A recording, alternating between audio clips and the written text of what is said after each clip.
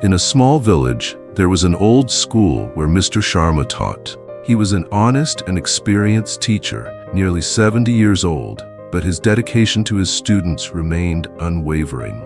Among his students were two exceptionally talented boys, Alex and Ryan. Alex was extremely hardworking. He spent his entire day memorizing books, believing that hard work was the only path to success. Ryan, on the other hand, thought differently. He understood that hard work alone was not enough. The right strategy and intelligence were also essential. However, there was a stark difference between their lives. Alex came from a middle-class family where his only responsibility was to study. Ryan, however, was the son of a poor farmer who toiled in the fields. Despite his struggles, Ryan dreamt of a better future. One evening, after working in the fields, Ryan returned home, exhausted and hungry. As he sat under the dim kerosene lamp with his books, his father's harsh voice interrupted him. "Why are you wasting time with those books? We are poor. What good will studying do?" Holding back his tears, Ryan replied in a low voice, "Father, I want to study. I know we are poor, but if I don't study, we will always remain poor." His father sighed deeply. "You don't understand, Ryan. Education is for the rich. How will I pay for your studies?" With a trembling voice, Ryan responded, "I am not studying for money, Father. I know that if I work hard today, our lives will change tomorrow."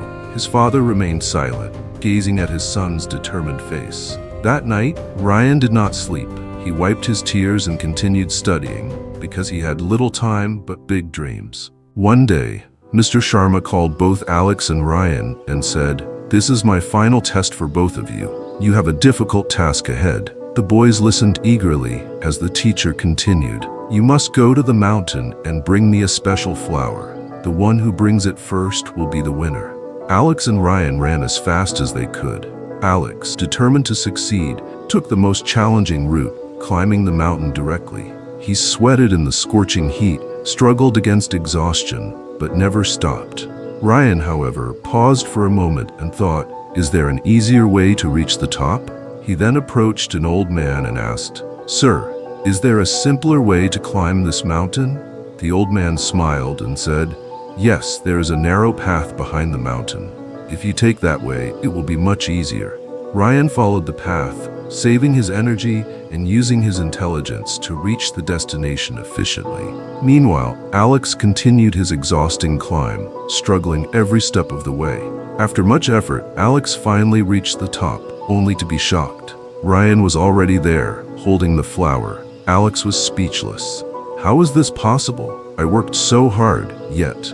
Both students stood before their teacher with the flowers. Mr. Sharma turned to Alex and said, "Alex, you worked very hard, but you didn't look for a smarter way. You believed that the more you suffered, the more successful you would be. But success is not just about hard work, it is also about smart work."